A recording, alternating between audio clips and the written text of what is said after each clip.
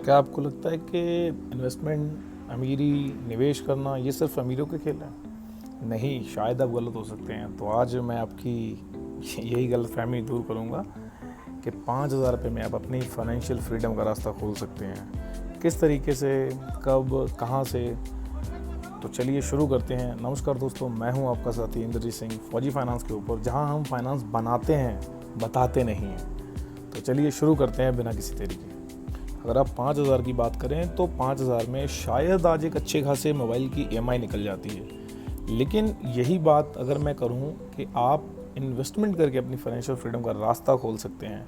जैसे अगर आपने आईफोन लिया है, मेरे ख्याल से अच्छा आईफोन 1 लाख से नीचे आता नहीं है, लेकिन और अगर आप उसकी EMI करें तो वो नॉर्मली 5,000 की आती है। लेकिन अगर यही पैसे को आप इन्वेस्ट करें तो आप कंपाउंडिंग का मैजिक देख सकते हैं। क्योंकि बिकॉज एल्बर्ट आइंस्टाइन ने एक बार कहा था कि compounding is the 8th wonder of the world. जैसे मैंने पहले 2 वीडियो में बात की कि छोटा सा बर्फ़ का गोला अगर पीक से गिरता है किसी पहाड़ी के ऊपर से, तो नीचे आते आते वो इतना बड़ा बन जाता है कि किसी को भी अपनी चपेट में ले सकता है। 5,000 रुपये से निवेश कैसे शुरू करें, असली सवाल के ऊपर आते हैं। तो देखिए, सबसे पहले 5,000 रुपये का निवेश तो आप कर रहे हैं, लेकिन एक गोल क्लियर रखिए कि आपको ये 5,000 रुपया ऐसा नहीं होना चाहिए कि उतना ही पैसा आपके पास है और आपने वो निवेश कर दिया है। सबसे पहले ज़रूरी बात है, आपको कम से कम 3 से 6 महीने का घर खर्च अपने पास रखना है। जैसे अगर आपका घर खर्च 5,000 रुपये, तो आपको मिनिमम 15,000 रुपये या 20,000 रुपये अपने पास रखना है। उसके बाद आप इन्वेस्ट करना शुरू कीजिए।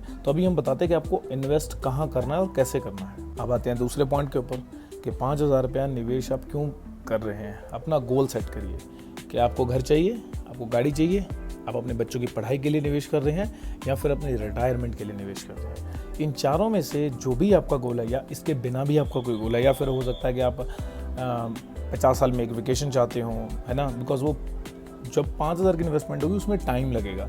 24 घंटे में या 21 दिन में पैसा डबल वाली कोई स्कीम नहीं होगी। तो इन चारों में से या जो भी आपका गोल है, पहले उसको डिफाइन करें, क्लियर करें, उसके बाद आप सही निवेश चुन सकेंगे। तो चलिए अब बात करते हैं कहाँ पर निवेश करना है। खैर, 2025 में निवेश करना कोई बड़ी बात नहीं है, आप कहीं से भी निवेश कर सकते हैं। अगर आपके पास डीमैट अकाउंट है, अगर आप इस वीडियो को देख रहे हैं तो आपको पता होगा कि डीमैट अकाउंट क्या होता है और किस लिए देखते हैं। अगर आपके पास डीमैट अकाउंट है तो आप अपस्टॉक, ज़ीरोधा या SBI cap security, Kotak new, है ना, एंजल वन, ग्रो, किसी से भी अपना निवेश चालू कर सकते हैं। अगर आपके पास डीमैट अकाउंट नहीं है तो मैं नीचे डिस्क्रिप्शन में लिंक दे दूंगा, आप वहाँ जाके free of cost with in 5 minutes में अपना डीमैट अकाउंट ओपन कर सकते हैं और उसके बाद अपनी निवेश की जर्नी शुरू कर सकते हैं। अब अहम बात, 2025 में निवेश करे तो करेगा। 2 ऑप्शन है बेसिकली। आप सबसे पहले डायरेक्ट स्टॉक्स की तरफ जा सकते हैं, बिकॉज लॉन्ग टर्म में इक्विटी में बहुत ज़्यादा रिटर्न बनने के चांसेस होते हैं। अगर आप 5,000 रुपया नियमित रेगुलर तरीके से अच्छे डिविडेंड स्टॉक्स में इन्वेस्ट करते हैं, Coal India is the best option, 6 से 8% dividend. GAIL India Limited is a very good dividend.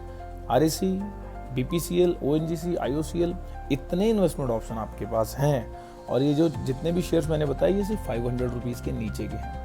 अगर आपने एक बार इन्वेस्टमेंट करना चालू की और अगले 20 साल तक आप इसको करते रहे, तो यकीन मानिए आपके, अगर आपने एक गोल के लिए प्लानिंग की है ना, आपके 4 गोल या 5 गोल या जितने भी गोल्स आपने किए हैं, ये एक 5,000 रुपये की इन्वेस्टमेंट सबको मीट करते हैं। लेकिन अब ऐसा तो होगा नहीं कि आपने 5,000 से इन्वेस्टमेंट चालू की है तो 20 साल तक आप 5,000 रुपये कमाएंगे लगातार। बिकॉज हर साल क्या होता है, थोड़ा थोड़ा आप, या तो आपकी एग्रीमेंट, आप अपने गवर्नमेंट जॉब में है या प्राइवेट जॉब में, किसी भी जॉब में है, वहाँ से आपका इंक्रीमेंट या प्रमोशन या इन्फ्लेशन के हिसाब से हर साल पे बढ़नी ही बढ़नी है। या फिर अगर आप पैकेज पे हैं, तो अगर आप हर महीने 5,000 रुपये इन्वेस्ट करते हैं तो 20 साल अगर आप इसको चलाते हैं, 1 साल में आप 60,000 रुपये इन्वेस्ट करेंगे, 2 साल में आप 1,20,000 रुपये इन्वेस्ट करेंगे, और 4 साल में आप करेंगे 2,40,000 रुपया, और 8 साल में आप करेंगे 4,80,000 रुपया, और 16 साल में आप करेंगे कितना हो गया, 8 लाख, मतलब 9 लाख के समथिंग हो गया।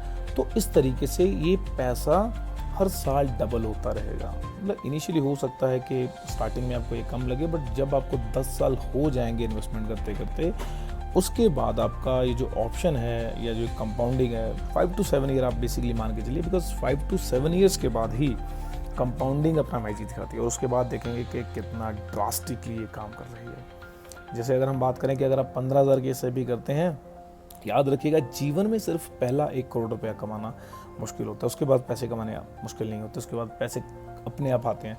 कंपाउंडिंग का वर्क जल्दी स्टार्ट हो जाता है। अगर आप 15,000 की एसआईपी करते हैं ना, नॉर्मली मैं 5,000, आप उसी तरीके से इसको कैलकुलेट कर सकते हैं बड़ी इजीली।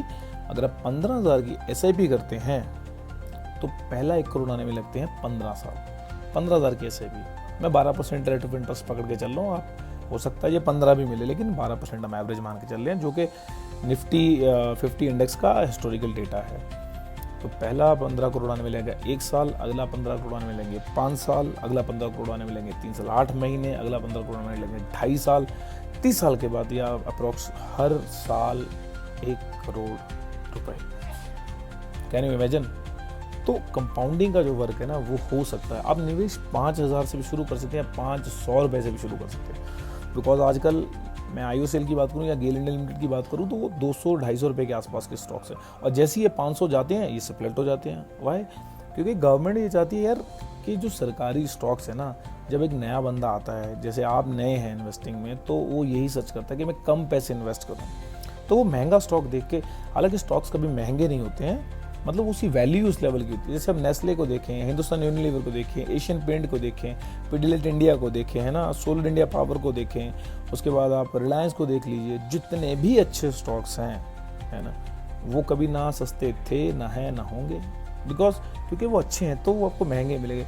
लेकिन ये मतलब नहीं है कि गेल अगर सस्ता है तो वो ख़राब स्टॉक है, नहीं, वो सरकारी स्टॉक है, गवर्नमेंट उसको उसी रेट के आसपास रखती है। जैसे वो 500-700 ज़्यादा है, गवर्नमेंट उसको स्प्लिट कर देती है ताकि नॉर्मल जो एक आम आदमी है उन स्टॉक्स में निवेश कर सके, और गवर्नमेंट उनको क्या कर सके, ज़्यादा से ज़्यादा डिविडेंड के रूप में कुछ पैसा खर्चा करने के लिए दे सके। तो ये बहुत ज़रूरी है कि आप जितने भी पैसे से निवेश करना शुरू करें, कंसिस्टेंट रहें, है ना, डिसिप्लिन के साथ निवेश करें, और over the period of time आपको 110% वेल्थ देखने को मिलेगी। लेकिन लॉन्ग टर्म में वेल्थ बननी है, शॉर्ट टर्म में वेल्थ का कोई भी वो नहीं है, क्योंकि स्टॉक मार्केट में वेल्थ बनती ही लॉन्ग टर्म में है।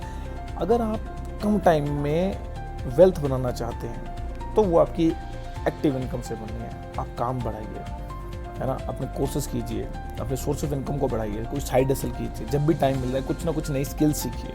कुछ नहीं आता तो यूट्यूब पे जाइए, गूगल पे जाइए, सर्च कीजिए how to make money online, है ना। मैंने मेरी वेबसाइट पे भी लिख रखा है, करीबन 8 तरीके हैं जहाँ से आप ऑनलाइन पैसा कमा के अपनी स्किल को बढ़ा सकते हैं।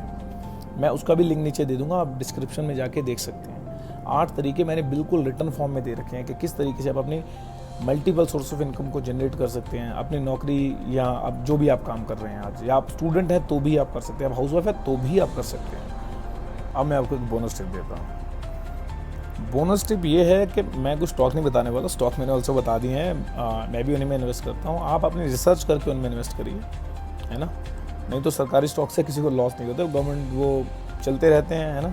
मतलब कोल इंडिया तो ऐसा स्टॉक है, आप मान के चलिए कि आपने घर ले लिया, उसको किराए पे लगा दिया है, लेकिन घर की मेंटेनेंस कॉस्ट आती है, तो कोल इंडिया कभी मेंटेनेंस कॉस्ट नहीं मांगता है आपसे, या आपको कभी मतलब किराएदार के पास जाके किराया नहीं मांगना पड़ता है, खुद ही किराया आपको दे देगा।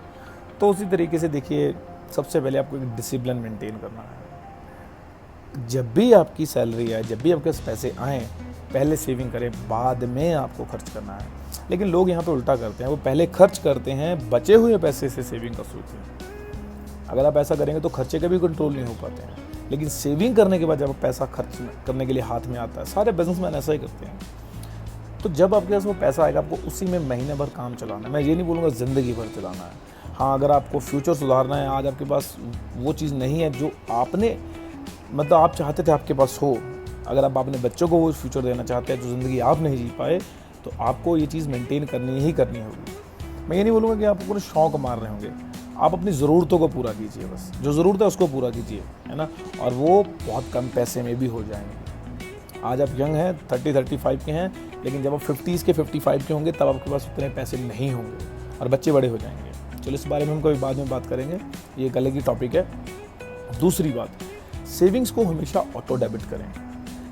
जैसी सैलरी आए, पैसा है, auto debit, auto debit, auto debit. हो सके तो उसमें एक मैसेज का ऑप्शन आता है अलर्ट का कि जैसे ही आपकी, अगर आपने 2 तारीख सेट की है अपनी सेविंग्स के लिए, तो कोशिश कीजिए कि उसके 1 तारीख या 29 को या 30 तारीख को आपको मैसेज आ जाए कि भैया आपको 2 दिन बाद सेविंग्स करानी है, 2 दिन बाद आपकी जो किस्त है म्यूचुअल फंड की, है ना, या SIP है, या आपकी स्टॉक की SIP करना चाहते हैं, जो भी करना चाहते हैं, 1-2 दिन पहले आपके माइंड में वो अलर्ट आना चाहिए, है ना। बिकॉज उससे ये हो जाएगा कि पैसे नहीं भी हैं आपके पास तो आप कहीं से अरेंज कर पाएँ, फिर जब आपकी सैलरी वगैरह आ जाए तो उसको पे ऑफ कर सकें।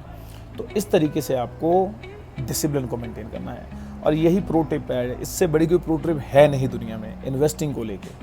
अगर ये वीडियो आपको अच्छा लगा तो लाइक, शेयर और सब्सक्राइब कीजिए, और कमेंट सेक्शन में पक्का बता के जाइए कि आप 5,000 रुपये का निवेश पहली बार कहाँ करने वाले हैं। और उम्मीद करता हूँ कि जब भी आप अगली बार यहाँ पे आएँ और हमारे चैनल को देखें तो 5,000 रुपये वाला वीडियो कभी मत दोबारा देखिए। हाँ, आपका जो दोस्त है आप उसको ये पक्का शेयर कर सकते हैं, आप उससे ओपिनियन ले सकते हैं कि भाई इस चैनल पे ये बताया जा रहा है, क्या मैं ऐसे करूँ। और जब भी आप अगली बार इस चैनल पे आएँ तो 5,000 रुपये कभी सर्च मत कीजिए। जब भी आप सर्च करें तो उस टाइम पे हम 10,000 रुपया इन्वेस्टमेंट कैसे करें इस चीज़ को ऊपर डिस्कस कर रहे होंगे। सो उम्मीद करते हैं, और आप शुरू करिए अपनी इन्वेस्टमेंट जर्नी। तब तक मिलते हैं नेक्स्ट वीडियो में। Thank you, bye bye all.